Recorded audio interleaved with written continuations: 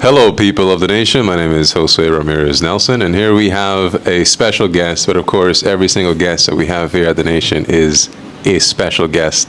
And this is David Johnson, and he is with the group Let's Unpack. It is a youth-led nonprofit organization, and they deal with a lot of conversations around mental health and a lot of other things.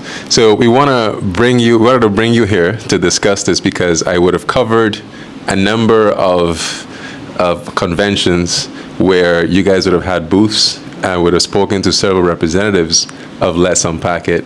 And we had some just really incredible conversations about mental health, something that has been at the forefront of the conversations in our society. So I thought it was beautiful to see the group of young people in this space. So we wanted to bring you here to talk a bit about that. But of course, before we go into, the business, how are you? How is your mental health today? Good question to start. Thanks for having me here, Jose. I'm doing well, honestly. I'm in a phase right now between coming out of medical school and heading into the world of work. Congratulations. Thank you very much. And yeah, things have been going well, very much in that growth zone and growth phase, and just eager to continue pushing this work and seeing what it looks like in this new chapter. So tell us a bit about Let's Unpack It. How did this begin? Yeah, well, Let's Unpack It was launched back in January 2020, really as a small, meaningful action for change. I was at the time going through a very rigorous semester in medical school. And I reached out to my friends online, as typical Gen Zs do, to ask them how they were coping with stress. And the responses that I got were quite concerning. They'd let me know that, number one, stigma is still very much real within the Caribbean society. Young people do not have enough safe spaces through which they can communicate and learn more about mental health and wellness. And just they need that level of support, more so from each other. And so I started it as an Instagram page. Of course, that was January 2020. We know that COVID came right after. Call it fortuitous, call it a disaster, but we were there at the time, and I really bolstered up that level of conversation around mental health and well-being. And it became very frustrating during that year to see a lot of efforts happening around vaccinations, around NCDs, which are both important, but not enough was being done for young people, children and youth particularly, to help them cope with the mental health outcome of what was a once-in-a-lifetime level pandemic situation. And so ever since then, we've been doing a lot of work, not only in terms of ramping up the knowledge around mental health and well-being, psychoeducation, etc., but also working closely with other civil society partners and our government partners as well in the field of advocacy and policy development. So we've contributed a lot towards Barbados' mental health action plan, the updated mental health legislation, and we're hopeful that we'll be working very closely with the Mental Health Commission and other actors that we can, reduce the stigma once and for all, but also broaden that access to support. I would like to get into some of the mental health legislation that you spoke about, but when you said 2020, and I figured you made the connection 2020. Everybody knows how 2020 was. Yeah. The fact that we're here is we're survivors. Yes. Of a very difficult time, and that's just very recent. Yeah. It's just 4 years ago. Yeah.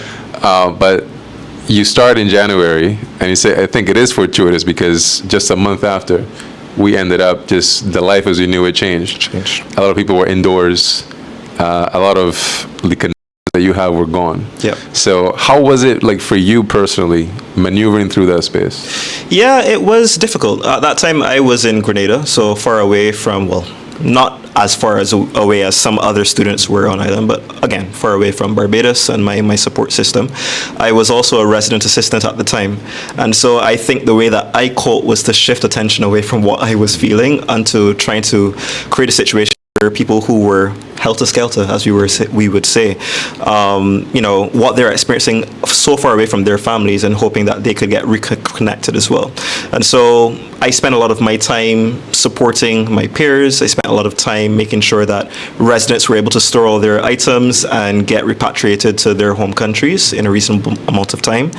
And I didn't want to come back home, honestly, not because I, of course, didn't want to reconnect with my family, but because I felt within me a sense of duty to help stay behind those who weren't able to go back home, to help keep them calm. But my mother was like, nah, you need to come back home. And so that adjustment period was was quite difficult for many reasons. Being sent back home, away from the campus environment where everyone around you is doing the exact same thing, you feel that sense of momentum and overwhelming support, into, being inside the curtilage of your home for 24 hours a day, 7 days a week, was quite difficult. Fortunately for me, though, I was able to tap into my immediate support system, being my family and my loved ones, and we kept checking in with each other. Some of my friends, on a weekly basis, we do some form of Zoom call where we just play a game like Among Us or a game of Uno and have some good laughs and still try to celebrate some of those key moments. So we did our best in terms of coping, but I think the scars are there. I think in some ways, coming out of the pandemic experience, some things have never gone back to normal. The level of connection is not there. The level of wanting to socialize is definitely not there anymore. But yeah, I think it's one of those experiences that brought mental health to the fore, and for that, I am grateful. I think you said the scars are there is a very poetic way to say it, because I feel that also, like coming out of that. I would say before the pandemic, I was a very social person. Yeah, I was always out. I was always talking to people, but that period of just being there and withdrawn, like you go through so many things because life keeps moving and life keeps happening, and you still engage with it, but it's a little different in that space. So coming out of it, things change, and things change for a lot of people. Yes. Tragically last year we saw like a spate of instances where people they felt overwhelmed by everything that was happening. So starting in 2020, in the middle of the pandemic, how did that like bolster the initiative of Let's Unpack It? Yeah, I think again, right time, terrible situation, but I think it gave us a level of credence in terms of, as an organization, trying to champion this cause of mental health and well-being. It was front and center of the minds of all Caribbean people, and I think it gave us a unique entry point to get into communities and areas of society which traditionally would not talk about this topic. For instance, and I think people might be surprised by this, but the religious community has been, I guess, one of the more active components of our audience. Perhaps even on a monthly basis, we're working with churches in Barbados and youth groups which rally around the cause of whatever faith they're based on. And they're very interested about how do they draw that connection between spirituality and their mental health and well-being. Traditionally, we know that sadly, the faith-based community, for some people, has been a community which has, for some people, been a negative contributor to their own mental health and well-being. And so to have them now recognizing, hey, we have a role to play in building that level of education, but also building that level of support, I think has been one of those integral bits for us. And I think as well, it drew the attention of state actors after a while. And so with the initiative, the Bridgetown Initiative launched, we had the high-level meetings of small and developing states here in Barbados. Mental health was very much on the portfolio. And we see that conversation developing even within the commitment to action to decriminalize suicide in some of those nations which still have it on their books as one of those issues which we tend to criminalize people rather than give them the level of support that they need. So the conversation is evolving and advancing, and I think I'm very happy that we launched at that time. Now it's how we reposition to make sure that this is more of a mainstay conversation, not one that gradually tides off after we've moved on from this COVID experience. And this is 4 years ago. You were 22 at the time. Yeah, when you just started about. this. Yep. A very young guy. Yes. Like coming in with this idea, and like you managed to grow in just 4 years to this level. So what are some of the things that you do with Let's Unpack It? Because you speak a lot. We've spoken a lot about the mental health aspect, but what are the other things that you do as well? Yeah, so we built the organization around a couple key pillars. Number one is psychoeducation, fancy term for we're out in the community making sure that people understand what mental health is and what it isn't, understand what are some of the resources that are available to them, and make sure that they have access to these resources.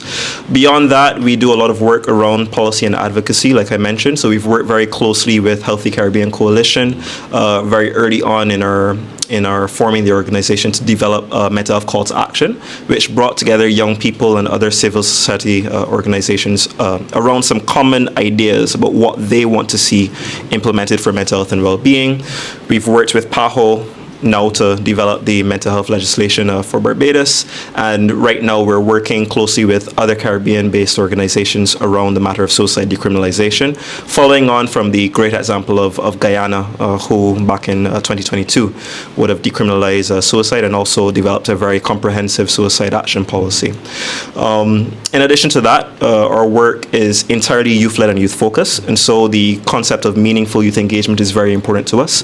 One of our flagship initiatives has been in partnership with UNICEF, which is the Caribbean National Youth Mental Health Focal Points Network.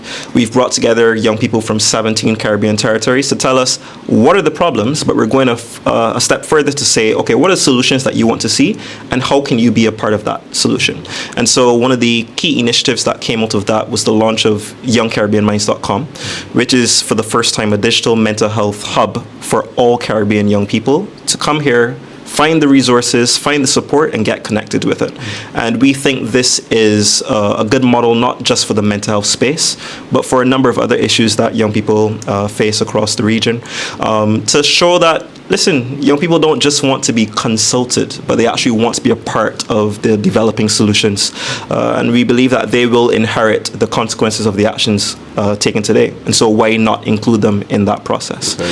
So beyond that, our work is really just making sure that at every single level, young people and people of mature ages as well can access that level of support, but also recognize that mental health is not this taboo topic, but is part of their human right to access. Yeah. So that's a lot that you do. Like, how do you manage with that workload? Yeah. Because I know that would take a toll on you. Yeah. You know, all the stuff that you have to do. So how do you find your way to still like center yourself? Yeah. And try to check in and say, all right, is David okay? Yeah. I think for me, authenticity is key. And so it's important that whatever I share with others, I also practice. And so for me, in terms of starting my day starts with checking in with myself. How am I feeling today? I check in with my partner as well. How is she feeling today? And we set a tone for that day. An affirmation usually helps as well. For me, if I'm facing stress in particular, I center myself with the statement, you are strong, you are capable, you're resilient. And I repeat that as often as I need to ground myself for the day.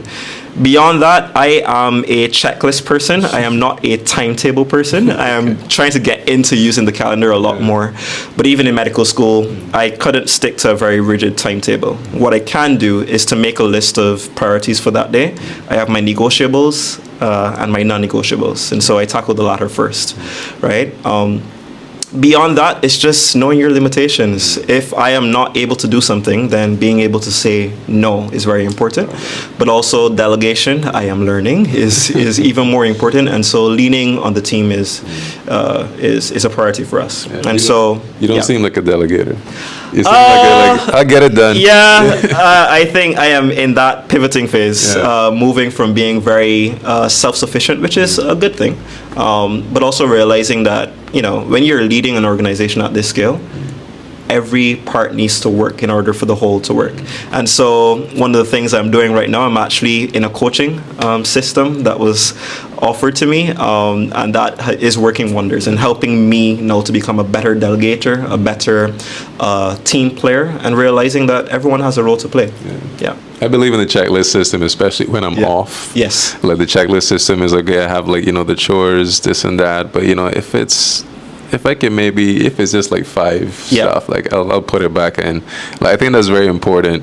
I think with the timeline as well, if it's someone that has anxiety. Yes. Those timelines, when they creep up, it feels like a boss that you have to battle. So it's good to have that system. Yeah. How many people are in your team right now? So right now we have a core team of 10 strong, and we have 29 focal points in the Focal Points Network. Luckily for the viewers, we're about to open up our volunteer program, which will hopefully see that the number of people working with the team expand. We're also now onboarded on the Give Back program, and so for the university students here who need to give back hours, we're willing to work with you as well. But hopefully in this next phase, as we approach our 5th anniversary, we're really looking to scale up.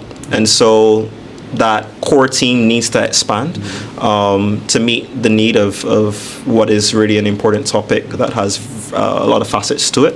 And so I think within this next year, we're looking really to double the level of input in terms of the team number. So you've been taking a lot of time and sort of trying to dismantle a lot of the stigmas surrounding mental health.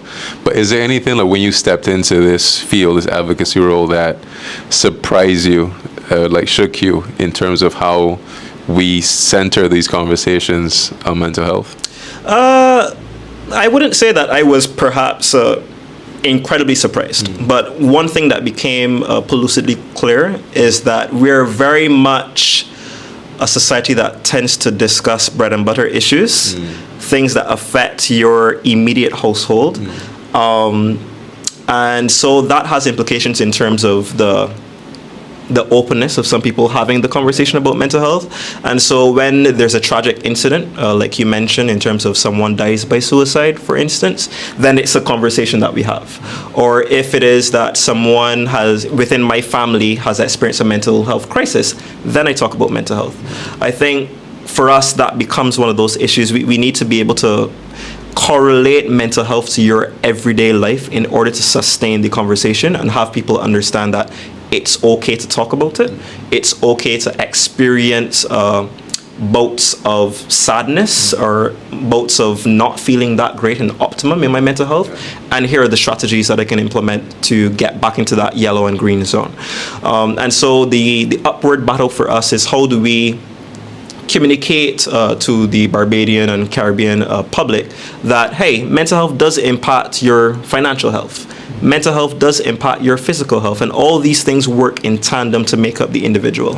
And so the more that we can draw these connections for people, and the more we can draw connections even for our policymakers to show that mental health needs to be in all of our policies. Because when we're talking about workplace wellness, or when we're talking about how employees are treated, that has an implication on their level of stress, which has a level of or has an implication on their mental health and well-being, and naturally will impact, for instance, our level of productivity as the working public. And so that, I think, is the thing that we're still working towards, and telling that evolving story is very important for our organization. Yeah, and the thing is, I talk about capitalism a lot. Yes. But like the systems of capitalism do contribute to a lot of the anxieties and the problems that we have with mental health, because when you go to a workplace every day, you're sometimes supposed to check in regardless of whatever is going on in your head. And when you're not like well mentally, or you're not there at the space that you need to be to operate, it affects you there, then affects you at home, you bring it back. It's this like whole cycle that comes up. So I think that what you said there is absolutely correct. Is a conversation that needs to be had. But like on all those different levels, especially with older people, I find like with people in the household, your parents, these conversations require you to be open, vulnerable, accountable. Very often they come from a generation where they don't speak about that. So we have like a lot of situations also. Have you come across situations with people who will have this sort of disconnect between their families? And what would be your suggestion on how to maneuver that? Maneuver with the older generation? I think this is an ongoing situation for young people especially, because they do want to have conversations with their parents. They do want to have conversations with their grandparents and learn from their infinite wisdom and get advice. But like you mentioned, we have a very strained relationship with strength in our region, of course linked to a very tragic historic context. And so we are very much a society which says, I am dealing with a difficulty, get over it, crack on, and push through. And it's very important that that facade is maintained rather than dealing with the root cause of the issue. And so it's not until a pandemic or a hurricane or a death that we tend to try to resolve or have conversations about these issues. And so young people, of course, find it very difficult sometimes to speak to their parents, or their parents, due to a lack of understanding about what mental health is or what are some of the resources available, are not able to meet them at that halfway point. And so in our work, even, we're recognizing it's not just valid for us to speak to young people, but we have to speak to the households that they're going back to. Because imagine I launch a school awareness program. Excellent. Monitoring and evaluation is great. But then when I send that child back to a household which is not equipped with the knowledge to have this conversation, I'm doing them a disservice. And so what we would recommend is really for government, for instance, to utilize the community center as not only an avenue to have the financial literacy conversation, that is commendable, but perhaps have a mental health literacy conversation as well, so that all community members, all community leaders are equipped with the knowledge, basic level of psychological first aid as well, to be able to speak to these conversations. But beyond that, lean a bit more on some of the resources available. And I'm sure the average Bayesian does not yet know that there's a 24/7 hotline, the Lifeline hotline, 536-4500, which allows any person to call that hotline and have a conversation about their mental and emotional health. Beyond that, there's also a youth support hotline being offered through the Ministry of Youth, which the number is 539-HELP. And this allows young people to call to have these kind of conversations. And so I think with these resources available and with an evolving trend now towards mental health literacy within our schools, I know that the Mental Health Commission in Barbados is trying to ramp up those kind of efforts, and hopefully those will be on stream soon. I think that we would be in a better stead to have a more people-centered, empathetic approach to these conversations, rather than an us versus them, an us out in society versus persons who are accessing support at the psychiatric hospital, recognizing that mental health is an issue that affects us all, and we all have a duty to make sure that everyone is able to access the support that they need.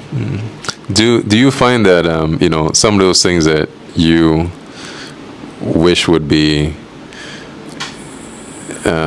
acknowledge more about mental health? You said that the same thing very often. People speak about people who have those suicidal ideations as though they're just not strong enough, right? Or you got to be mentally strong to do with that.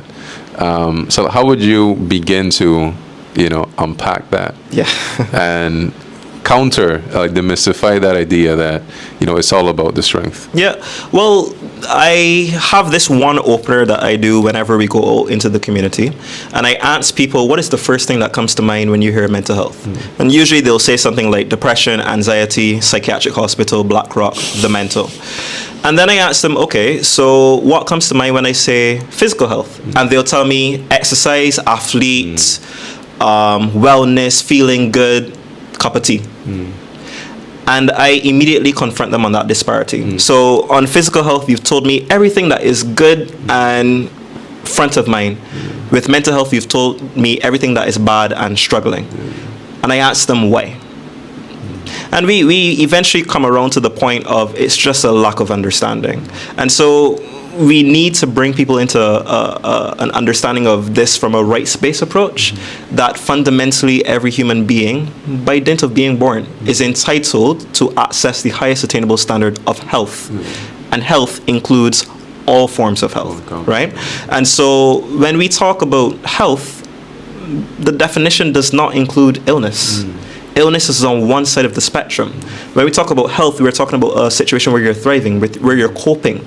And so if we can get people to understand that in the same way that you flex your muscles, you go to the gym, you walk on the beach, you play a little tennis to enhance your physical health, then you need to be flexing muscles and engaging in techniques and activities that encourage you to maintain good mental health and well-being. And if I can get you into that level of understanding, then I can tell you about the mental health continuum, or as I like to say, the mental health seesaw. One day you're up, one day you're down. You're in the green zone, you're in the red zone, you're in the middle.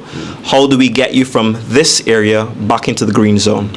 And then, if you're not able to do that, accessing your usual level of support. For instance, if you have a cold and you drink your tea, you drink your Cersei Bush, and you put a little Vicks and you don't feel better, you go to a doctor. So why, if you're feeling stressed for a period of time, you feel that you're not in optimum mental health and well-being, why wouldn't you go to a doctor? Why wouldn't you go to someone to support? And if you can understand that if a patient who is living with diabetes needs to take their blood sugar on a regular basis and may at times need medication, and you don't say they're a weak person, why would someone who is living with a mental illness, who needs medication, who needs to go to counseling, who needs therapy, why would you say that they're weak? And so as that conversation evolves, then we talked about the idea of strength and realizing that strength is not an innate thing. Strength is the sum of all the resources that we use to be able to cope. And if I can get you to appreciate that, then I guess we'll all be able to tap into strength and resilience, with an idea that sometimes we need a level of support, and sometimes that means reaching out to medical for medical support as well. And so, yeah, I think fortunately within the last 4 years, I've seen that conversation evolve. A lot more people are embracing the concept of doing something for their mental health and well-being. And I do think that we're doing our part to eradicate stigma. It just really needs to be something that the entire Barbadian society and the entire Caribbean community takes ownership over. Man, you left me stunned, dude. That is that is an amazing answer. Yeah. I feel like you packed a lot of things there. Like you addressed so many things. Yeah. You can tell you've had a lot of these conversations across the time, because like you speak it like you mean it and you know it. Yeah. And you really like gotten down to the nitty gritty of it. Yeah. So do you find that there's still a lot of PTSD like remaining from the pandemic? Yeah, well, I don't get into the habit of diagnosing people, Jose. But there is, I think, there's a lot of undiscussed trauma, I put it that way, from the COVID-19 environment. I am particularly wary of the impact on children. We hear figures about decreased performance in math and English. We hear about the antisocial behavior, and I don't mean antisocial in terms of people not integrating in society, or antisocial in the way that people don't want to have friends. Antisocial being the kind of behaviors that we might term as maladaptive or not normal or not socially acceptable. Things like fighting in the classroom, bringing to school weapons, outbursts in our classrooms, and teachers facing some level of violence from students. Sometimes we talk about these things in silos and not really connecting that, hey, our children have gone through what was a traumatic experience that took them away from some of those experiences that are crucial for socialization. And perhaps we haven't done enough to try to combat that. And so I would think that now that we have the clarity of mind and a bit more of hindsight is 2020, that we should be doing more to treat the children in terms of their mental health and well-being. It may just be introducing some form of check-in, the same thing that I do in the morning. We might want to do something similar inside of the classroom. Or if we're noticing particular signs, whether that is a child having difficulty in terms of performing in the classroom, whether or not you're realizing some behaviors that are not sitting right with you, that we take the time to question why. Is there a social issue? Is there the fact that that child does not have access to breakfast? And so is coming to school, and their way of communicating that is disrupting the class. And so rather than relegating our children who are maybe not being molded as well, or not really integrating as well into the classroom as disruptors and children who ain't no good, that we take the time to understand. And so I challenge government, for instance, as we contemplate, an evolving social welfare policy, that we look at realizing that there's a mental health component to that. How do we offer psychosocial support to children and their families? But also, how do we train carers of children to be a bit more in tune? Yeah, so we would need to contemplate, I think, training carers of children how to navigate mental and emotional issues amongst children, and also how do they directly address some of the behavioral challenges, and what do those referral pathways to services look like as well. I think the more equipped carers are, the more supported our children will be, and the more equipped they will be to navigate some of the challenges that are inevitable within their lives. And that's what mental health literacy is about, and I would think that that's what strength and resilience is about as well. So you spoke about, I was going to ask you again about the mental health legislation. Yeah. You did answer some of that there in your answer just now, but is there any other things that you would like to see being implemented here in the country in terms of mental health legislation? Yeah, I think a lot of work still needs to be done in terms of broadening the level of access to care and support. I think from a legislative point of view, we really need to consider whether or not we revisit the idea of insurance policies, for instance, and them ensuring that they can cover mental health concerns. You imagine you're going to work, you're struggling, you don't have a lot of disposable income. You want to go and get access to support, but the public sector support is overburdened, oversaturated. You have to wait for a long time for an appointment. And then you have insurance to cover private sector care, but then they don't cover mental health support. That's one of those basic things. Before, one of our concerns was about the 24/7 hotline. Thankfully, that is now on stream. And then I think we just need to be doing a lot more in terms of awareness. And we hear this a lot. Unfortunately, it's a matter of identifying who's going to do that work. Of course, Let's Unpack It will carry as much as we can carry. But I think if you talk with our psychologists and psychiatrists, they're overworked and underpaid. And then we can't really be expecting them to also be the ones who are carrying the brunt of the work in terms of stigma reduction. I know there has been a conversation in the public domain about the role of the church, the role of faith-based organizations in facilitating these kind of things. I think that is a conversation worth having. And I think we also need to make sure that mental health is on the curriculum in our schools. It may not necessarily need to be a whole new subject, but in terms of looking at the home and family life education subject, how do we integrate mental health and well-being into that as well? And then looking at parenting and forming some kind of contract between parents, teachers, and the students themselves to ensure that we're working in a more collaborative environment rather than parents throwing the responsibility onto teachers or teachers taking a hands-off approach. How do we get these three sectors to work together to ensure that children's rights are protected, including their right to health and well-being, their right to a supportive and healthy learning environment, their right to a supportive and healthy home environment as well, and then also making sure that support is central to that as well.